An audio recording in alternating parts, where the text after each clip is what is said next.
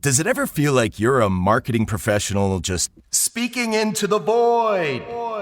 Well, with LinkedIn ads, you can know you're reaching the right decision makers. You can even target buyers by job title, industry, company, seniority, skills. Wait, did I say job title yet?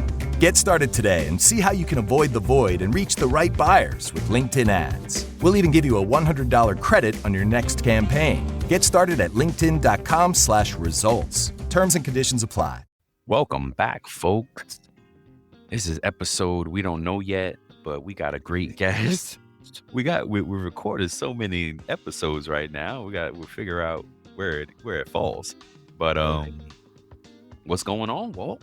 Nothing much, man. I'm excited for today's guest and interested in talking to him and then talking about his service and product, software, and seeing what that's all about. I'm doing good, man. I'm doing good. I'm excited. I've been just like all payroll all the time. I've been studying doing the pay train course to get ready for the test, and man, we're doing so much. We got a few projects going that we're excited about, and man, no, I'm good. When somebody said something recently that was like, oh, you know, don't you get tired of it? I was like, no, if you do what you love, right? You don't, right? I finally kind of fell into that groove where, that saying is, if you do what you love, you'll never work a day in your life. Yeah, I totally agree with that sentiment, right? Like, this payroll has allowed us, especially now, to just dive all into our creativity, to all the different skill sets that we have and stuff like that. You know, instead of just doing the day-to-day transactional stuff, yeah. You know, like it's good to be able to use your brain power and do different things or go down different avenues. So I totally share that same sentiment, man. Yep. I just started reading Max's book, Global Payroll Manager Playbook. I went to Amazon last night and was like trying to aggregate all the payroll books that are out there that I want to read. And what I noticed is that the good ones are not in the top search, which, so what I think we should do is kind of, well, I can tell you right now, I'm actually, that this will be my around the pay horn for today. Why don't you go first while I pull this up, because you got something ready. Yeah. So mine was just basically about this church employee, Lutheran church employee in Maryland. The name of the church is called St. Paul's Lutheran Church, and it's a church and school rather. And from December 2024 through February of 2025, this employee was the payroll coordinator and ended up was being accused of stealing more than $10,000 from the job. Through payroll? Or Yeah. Wow. Did they say how they did it? So basically she was adding additional funds to her paycheck and hiding those transactions in the before and after school payroll accounts. Interesting. Okay. So it's funny you say that, because one of the books I found on Amazon is a payroll clerk's secret to easy money, ghost employees inside the mind of workplace thieves. Wow, that's funny. So it's a book out there, that I put on the list here. We also, one of the friends of the show, Ashley, sent me an article about a really good payroll crime. I gotta send it. Like, our next payroll crime needs to be about this case. Like, it was big money, and the person got arrested on overpayment. So it's definitely a lot to talk about, because I don't know for sure if the person should have gotten arrested on basically the company's error. You know what I mean? Now, but it's a good debate, because it's like, where does the company error end and the employee's negligence start? Like, the employee malicious start, right? So we can dig into it. Thank you, Ashley, for sending that. It's a really good case, and unfortunately, the person Florida man. Florida woman in this case, woman. but yeah. So what I wanted to share and what I really got annoyed about was the good books that folks are putting out there in the payroll community are not at the top of the list in Amazon when you search payroll books. Oh wow. Yeah, so that's kind of whack. And there's a few of them that are not even on this list because this is the ones I want to buy, not the ones I already own, but the ones that I already have are out the gate. Anita Latank, How to Choose Your Next Payroll. Then it was, and she has two more books after that. One is about pay transparency, and another one is about a pay slip, like kind of teaching folks about what their pay slip should look like and be and all those things. And then Bart, of course, Bart Vanderstorm's Payroll Minds book. And then most recently, Max Vanderklies Boeslink, the Global Payroll Manager's Playbook. And I found a few other ones, that payroll clerk, that ghost employee thing, true payroll crime thing I just found. Found another one that says Payroll, A Guide to Running an Efficient Department. And this is by VM Lambert, who I believe is Vicky Lambert, who is definitely a teacher, a mentor. Like she's I don't know what the word is, like official, voice of payroll, and she's been doing it a long time. So that's I'm interested in that, but it's really expensive though. So I don't know when that's going. Then there's another one because I think it's more of a textbook type of deal, but I'm curious to see. Then there's another one I found also, again, true payroll crime driven, and it's a payroll to meet, a story of greed, corruption, and football at SMU. Wow, man. Yep. And then let's see, there's a few more. Mastering payroll, paying wages, withholding deposit, and reporting taxes, correct use of government forms. So that one's Deborah Salem, another authority. Maybe that's the good word, authority, payroll authority in the industry. Just like Vicky Lambert, Deborah Salem is also one of them. And then another friend of the show, Christina Hagney, has the CYA Guide to Payroll and HR. It looks like she's kind of writing it under a pen name, but I know who you are. And then I found another one called like the SHRM Essential Guide to Employment Law Handbook, HR Professional, blah, blah.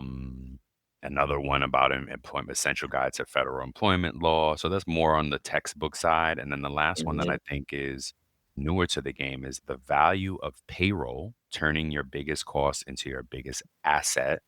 And that's by Haley Patterson. Nice. I think that's fairly recent as well. And if y'all know any of them that I missed, please let me know, because I feel like I got my finger on the pulse of the books out there, but could be missing some. And you want all books, whether they're textbooks or just interesting. Like textbooks are easier to find, but I am more interested in the payroll professionals and influencers out there that are putting content out. You want to hear their story. You want to hear their story.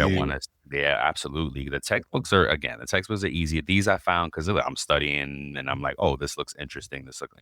But the intent of my list was for those one-offs that are falling down in the book list.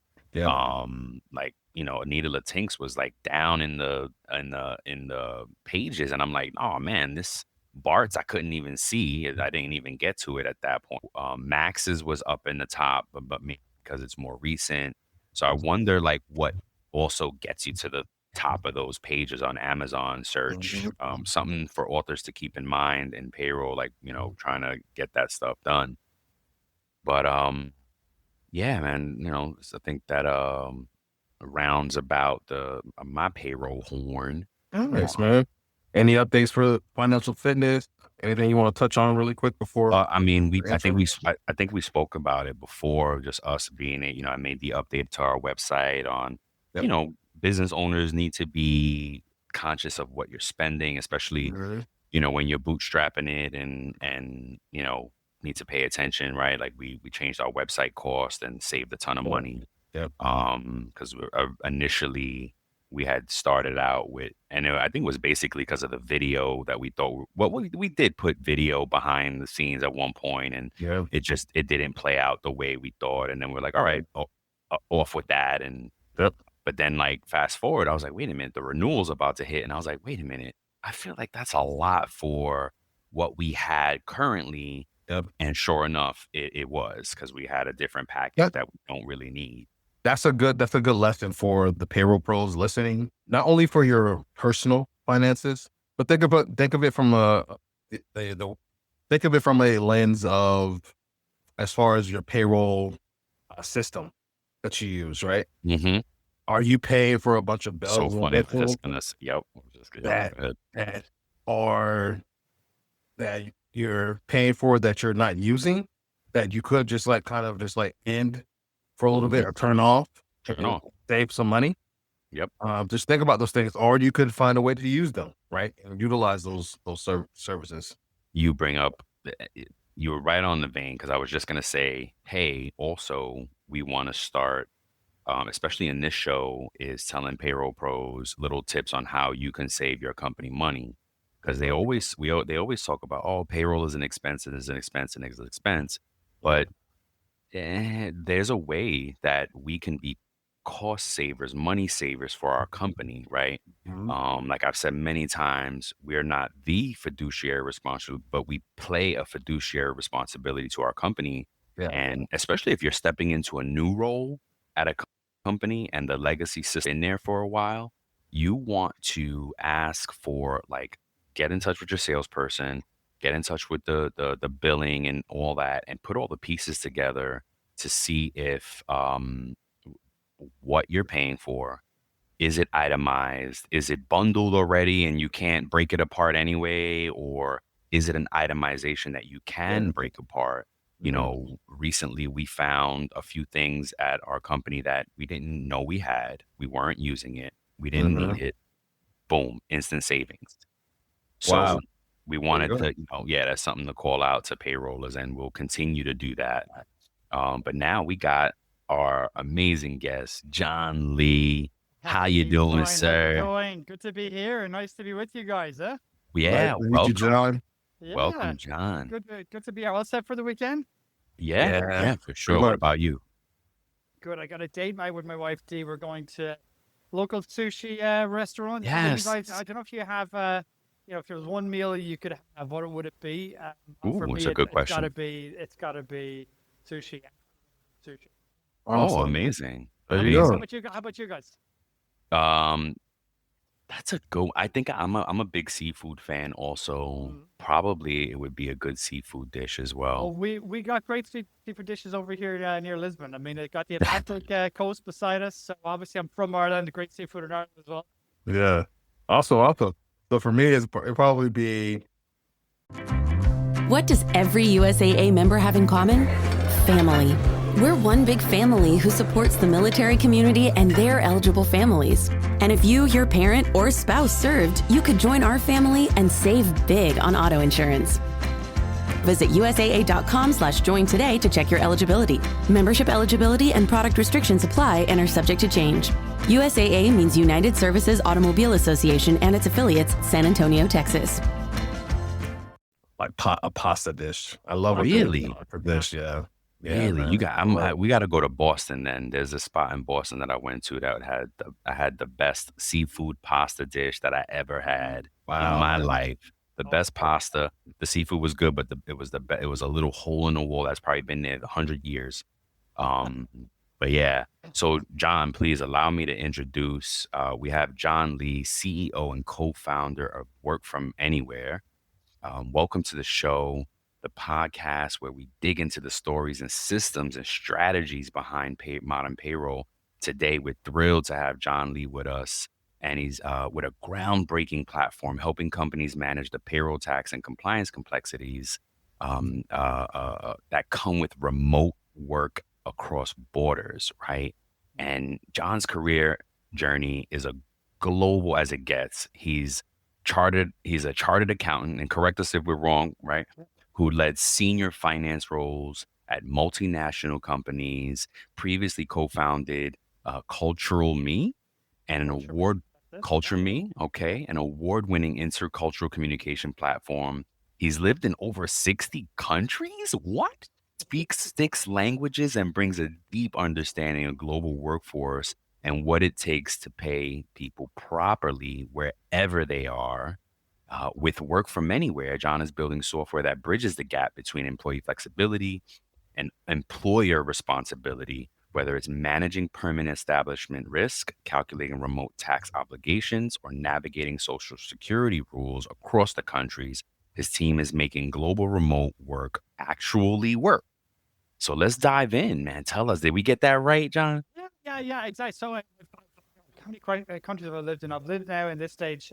I've visited over 70 countries with my wife. I've lived in the Netherlands. I've lived in Germany and Thailand, in Ireland, and Wow. and we've amazing experience. I have to say we've kind of found home here in Portugal. We really love it. Wow. That's amazing. Where are you originally from? I'm originally from Ireland, from Okay. Limerick, and All right, now I hear it. I hear it now. Yep. yeah. But it's funny when you go back to Ireland, the accent comes on thicker when you're. Oh, of course. Of course. That's how it always. When I go back to New York, same thing. Funny story. Forget about it. When I moved into my first big corporate role, a company called CRH, and we were involved in conference calls with people around the world, and I was involved in a lot of them. And for the first couple, people were like, "Got this," because we speak a million miles an hour. I think for non-native English speakers, they struggled a bit. So I learned the hard way in the first couple of months to slow it right down. Gotcha. Awesome, guys. So take us into it. What's the story? What inspired you to launch Work From Anywhere, and how did your experience in finance and travel fuel this?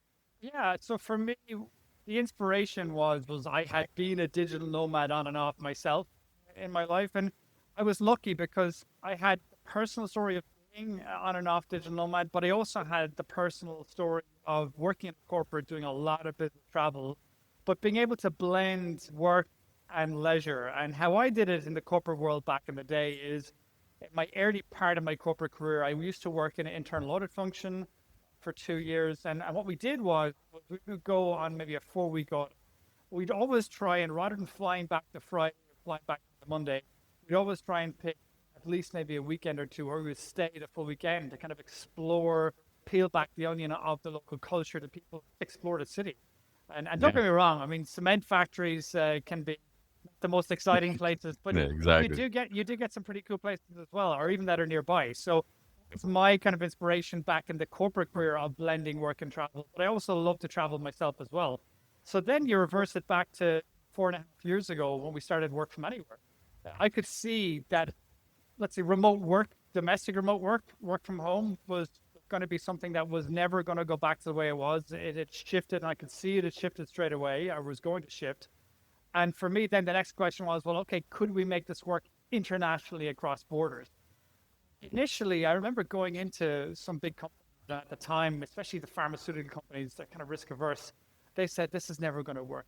It can't be done. It won't work.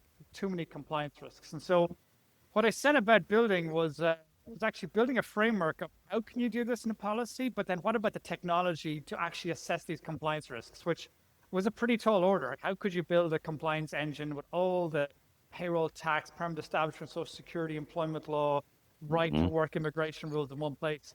But we did basically build it. We have it now for 94 countries. Wow. All around the world. Some of the biggest companies in the world are clients. We've got partnership with Mercer, one of the biggest HR companies in the world, Fragment, one of the biggest immigration companies in the world, and some pretty exciting announcements to make over the next couple of months. So for us, we're very privileged to have taken a big problem, created something that can enable flexibility for international remote work. But the thing that makes me proudest is the stories you hear from individuals and how it is on their lives. Amazing. Awesome. So you touched on the compliance piece a little bit, right?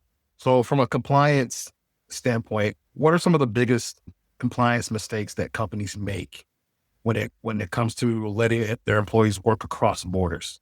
So you see two extremes. larger companies very often saying, no, this is not possible. We're just not going to allow it. And therefore they run into, they might be good on the compliance risk there, but they're actually weak on the business risk of actually losing talent. So yeah, risk has a two-sided coin in this case. But then the other side, you see startups, scale-ups that very ultra flexible. They let people work wherever they want, and then all of a sudden, they're now exposing themselves to major compliance risks. And so, the kind of sweet spot is being able to thread and walk the line between allowing flexibility to a number, like going into a restaurant, a certain number of countries, and having the right technology to assess the risk for each of those scenarios. Because every scenario is, if you have that in place, you can get it done. You can make it happen. And talk about those individual stories. One of the ones I heard recently was there was a really wonderful story. Somebody who wanted to work back in visiting sick grandparents. I hear that very often from our clients, that's sick relatives, people that are very close to their family abroad. And that's very, very special to be there with them. But turning it around, one of the things I heard recently as well was a story for somebody who wanted to join a pharmaceutical company. They joined them and they said, listen, I've actually got a sick grandparent in South Africa.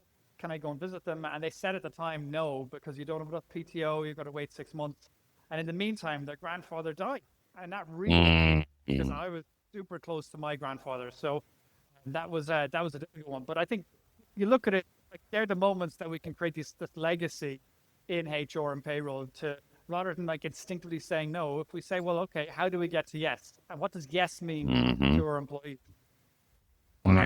Thank you for sharing that. Brian, you want to next one? Yeah, for sure. So how does your software help payroll teams handle the multi-country taxation, withholding, things like that, and obligations? Well, there's a couple of angles. The first thing is that they're all interrelated. So what you find is, for example, when you're looking at this, sometimes when people traditionally get a request like this from an employee, they either say, no, it's too much work, I don't have the time to research the risk, or maybe go to external tax advisor, for example, and it might take a week or 2 weeks and a lot of money to get an answer. What we've done is created a platform that you put 10 very quick answers. It takes less than 20 seconds to input it, and 20 seconds later, sends this to our proprietary algorithm, and it then gives a dashboard that shows people immediately, somebody looking to go from the US to Mexico, what are the payroll tax risks, the permanent establishment risk, Social Security, employment law, and is there a digital nomad visa, or should we use an employer of record? Wow. What about the right to remote work? And not just giving you the risk, but it tells you, okay, how can you mitigate it? Give a link to the double taxation agreements, or maybe the certificates of coverage if there's a Social Security agreement, or we tell you what is allowed under the right to remote work, things like that, for example. So very proud of what we've achieved, and it's quite unique in the market.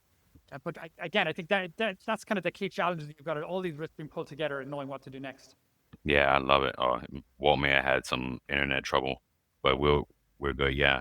So with that, does it, and is a good one. Like, let's say you get somebody, pull them in, good. We're working, got somebody. Does the system let you know that something new came up in their country that could impact? Yeah, so what we do is we do provide via newsletter major updates that are happening on a regular basis. We also have feature and country updates added to it, and people are made aware of that within the platform. The big thing is that you need to be able to know the risk at the time of the assessment. And so the kind of things that we collect for information is looking at, for example, how long somebody is going for. The longer they're going will increase the risk. We're looking at the role that they have. Certain roles are more riskier than others, for example, like senior, like sales decision makers, for example, very high risk establishment. But you also need to know the inherent risk of the country you're going to. Some countries are very big for certain risks, like India is very big for permanent establishment. France, for example, for payroll tax. Every country has a particular risk that might be very big. And you need to know which of the risks, because even if a country is good for maybe 3 out of the 4 risks, if the 4th one's a big issue, well, hold on a second, we're not going to be comfortable approving it. You also need to link that then to your own company risk appetite. So right. I think we've also see like some, let's say, industries or some companies are very risk averse. Right. And they want to be able to tweak the platform to reflect that kind of conservatism, and others are maybe much more relaxed. So you kind of have 3 things. You have the inherent risk of the country, you have the dynamic scenario inputs of the days, the role, things like that, for example. But then you also have the company risk appetite. They all kind of blend together into the algorithm to give you a weighted average Very response to know what to interesting. do. Yeah. That's awesome, man. And I remember when you showed me that bit of a demo, I really loved it. Can you give like a kind of broad stroke of how it would work for an HR payroll person going into the system and Yeah. So what happens is that with all our major clients, what happens is that they already have a payroll system and maybe a HR system, be a Workday or Success or something, or they might have their ADP for their payroll. Yep. Typically happen is employees will submit a leave request. There'll be a new leave request created for an international work from anywhere request. And so they will send that into the system, and they'll first of all send it to their manager. And their manager, if they reject this, it'll stop there within their Workday or ADP or SuccessFactors. But if it then gets approved, it will typically then go to local HR team or payroll team, or it can also go to their global payroll team. What will happen is they will run this through the platform, and literally within 20 seconds, they'll get a traffic light response. And if it's green, I remember that. approved. Yeah, remember that. Red, we're going to reject it. And if it's orange, okay, let's dive into it. That's the So let's say the local payroll person gets an orange, they'll send it up to the global payroll or subject matter expert or global. They will then run deeper into it. We then provide links to legislation, for example, to explain why the risk is low, medium, or high. And then after that, you can then maybe work cross-functionally and go from there. So the beauty about it is that it's very user-friendly. When we built this, I really felt that we would be getting requests from people, questions all the time. But we rarely get requests, despite having literally so many, let's say, searches in the platform every month. We barely get any people coming in because it's so clear and user-friendly what the issue is and what to do next. Yeah. You know what it is? I mean, the folks that are using the system are used to reading they're used to the type of information. It's just, for most of us, it's hard to get it, right? And you're serving it up. So that's the hard part is finding the right information. And so the fact that you make it so easy, man, the job is done there. Boom, I got it. Now I understand what they're saying and I can make my decision. Now you said something about the systems. So that was the next question. Does it integrate with all systems? We don't do integrations right now. We're That's pure right. plug I and remember. play. That's So right. I what remember we you said found that. is, every other player in the market does what you would call an oil tanker integration, where you have to create like an ERP outside an ERP, create all these Yep. hierarchies and maintenance, and send a developer team in with your payroll team for months. Whereas we found there's actually a really sweet spot. Probably 95% of companies are actually looking for a speedboat, that they want to be able to just have something that can really assess the Yep. riskier requests, basically, and save them from going to their external tax advisor. We don't completely replace tax advisors. There'll still be No. premium cases where you'll still That's have right. to go, which is fine. But we reduce it by 80-90% the amount of time Ooh. trying to go externally. So you can imagine the cost saving there is pretty Heck yeah. serious. But again, that's typically how they come and use it. Hey, it's Paris. You know I love sparkly things, right? Like stars. Duh. And thanks to Hilton and AutoCamp, I just slept under them. Picture me serving looks by the fire outside my luxurious Airstream, making s'mores with the kids, while a national park is our backdrop. The great outdoors meets Hilton hospitality. That's hot. Explore all the new ways to stay at Hilton.com. Hilton for the stay. So, and you said something interesting as well before I pass the next one to Walt. You said an employee will make a leave request. Is this only for that scenario, or can it also be used to recruit in a new country? Yeah, so you can do the two things. So the first one Okay. is that an employee wants to work temporarily, let's say in Belgium for a few weeks or Mexico Right. or whoever it might be, for example. Right. And that's one where it's a kind of like a benefit. And it's a big benefit, by the way. I mean, employees are really experiencing, I can share the data later on the reduction in attrition. It's one of the Oh, big wow. benefits. It's actually one of the top 3 employee benefits whenever it's launched in any of the clients that Wow. we've worked with. Huge. Yeah, it's absolutely huge. The second one is hire from anywhere. Hire from anywhere is where, okay, let's say we're a US company, we want to hire an engineer in maybe Indonesia. We found a great talent there. How do we even engage? Do we need to open up a legal entity? Do we need to use an employer of record? Do we need to use an independent contractor? That's where we play in that space, where we provide a platform that tells you straight away what the risks are and what the operating model is. And that's a huge blind spot. Some people Oh, don't yeah. know, well, can I use an employer of record, for example? Sometimes it's too costly. It doesn't make business sense. Yep. Sometimes basically what you find is for permanent establishment risk roles, you should never use employer of record. You won't be covered. Whatever they might tell you, you won't be covered. And then the last piece of it is you might find sometimes where there's certain countries where they don't even allow employers of record, despite the fact they operate there, kind of in a gray area. So in those countries, do we want to be using that model? Probably not. But then likewise for contractors, some countries like in the UK, they have a thing called IR35, very risky to engage contractors in the UK. Big issue. Understanding which model to use in which country, hugely important. So we kind of help guide the decision making so that you can understand, okay, I want talent in this country. How do I do it? What are the Wow. I remember when I did global. Sorry, before real quick. China was tough to get employee. Does it work with?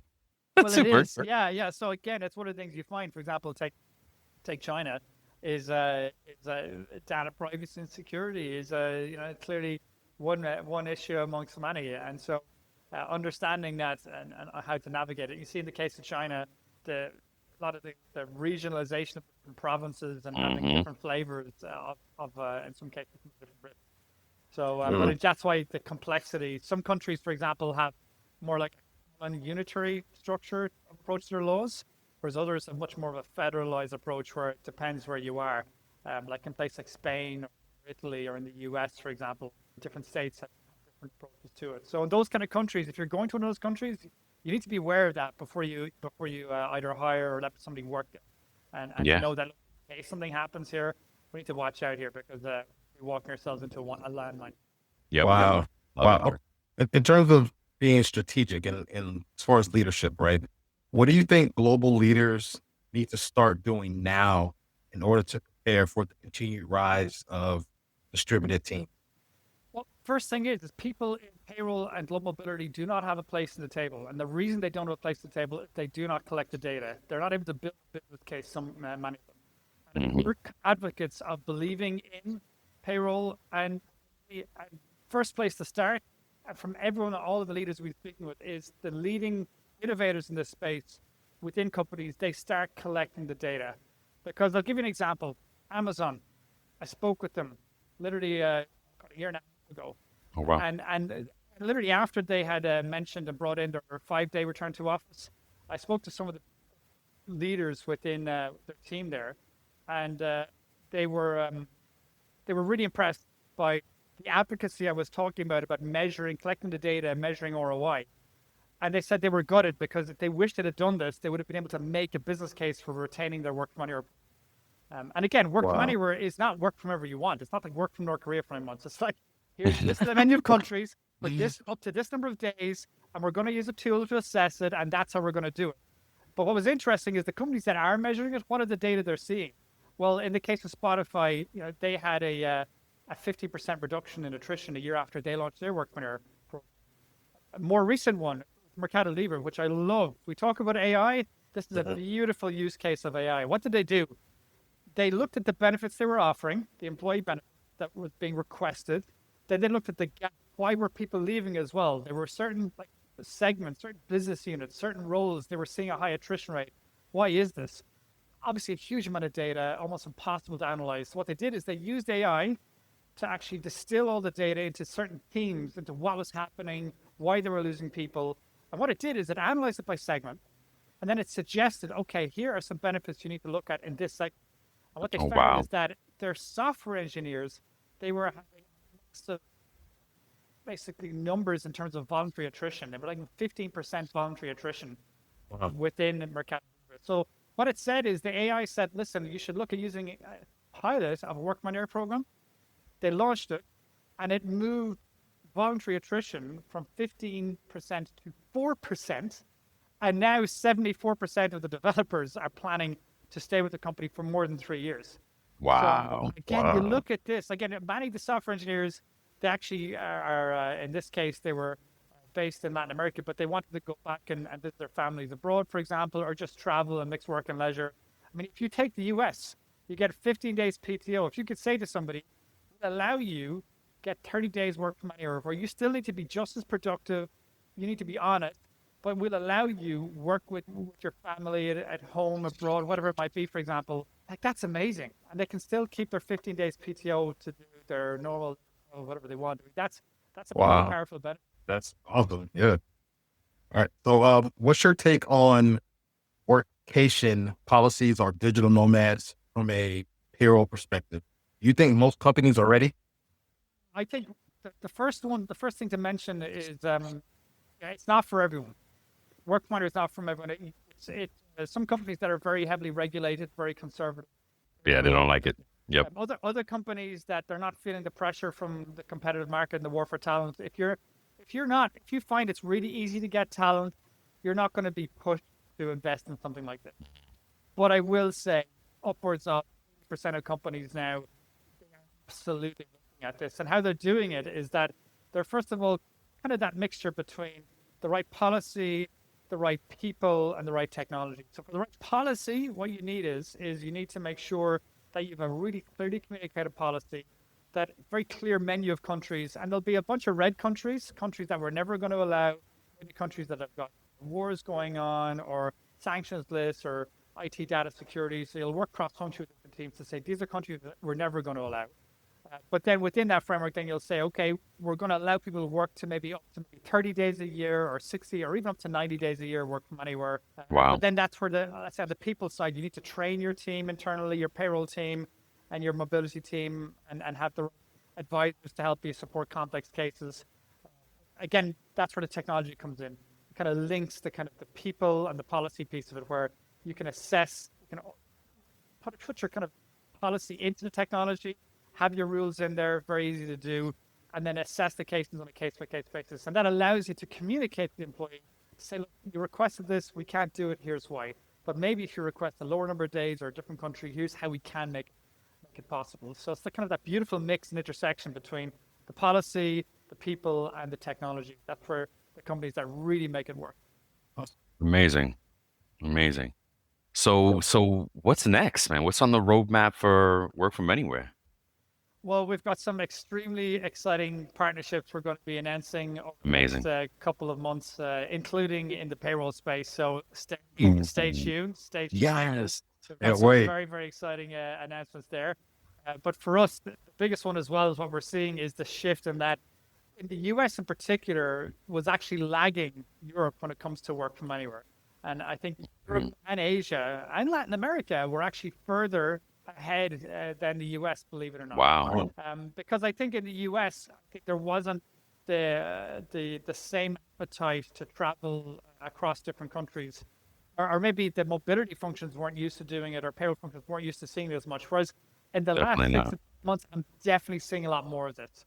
I'm starting to Oh. see, I saw what you saw in the US. You had some of the most innovative companies, the early adopters were there, but there was the laggards of 90% were slower to recognize that this is an opportunity. Whereas we're starting to see now that in the US, there's a recognition that look at all of our workplaces, how many people in the US are actually born abroad, that maybe do have family abroad.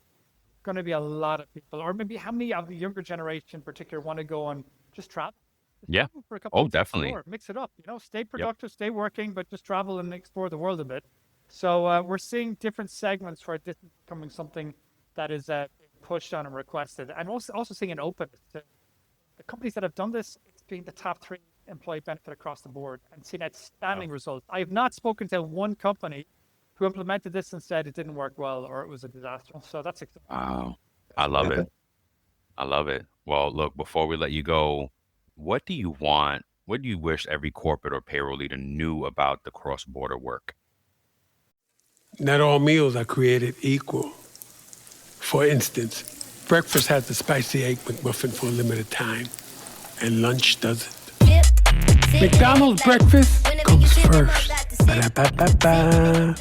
I think importance of permanent establishment, it actually comes up as the biggest risk. When we did a white paper a couple of years ago amongst payroll, it was recognized the biggest risk is permanent establishment.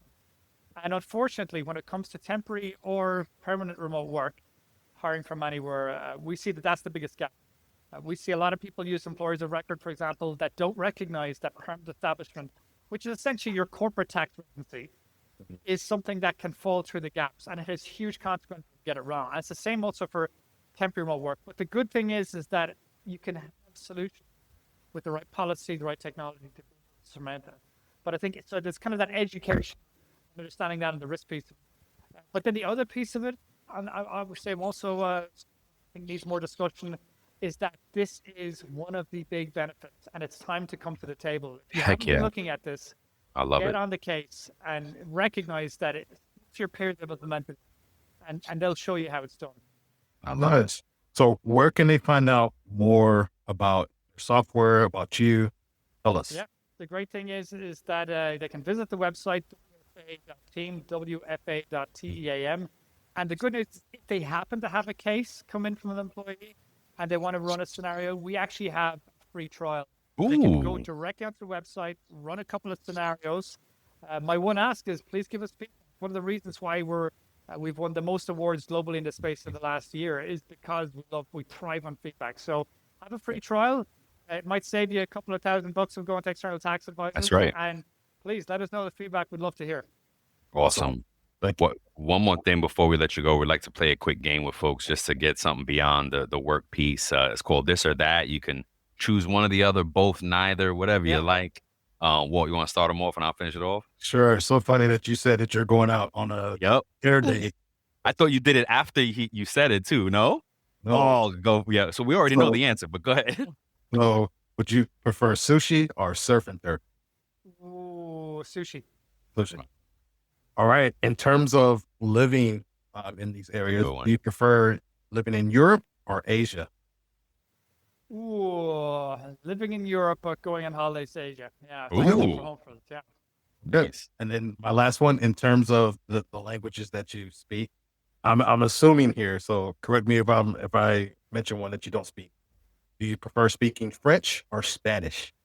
I prefer French, but a funny story in the language piece of it. When I moved to the Netherlands, it's one of the senior trying to learn the language. I put a big effort into it, and I'd spoken German, was fluent in German, but then moved over trying to learn Dutch.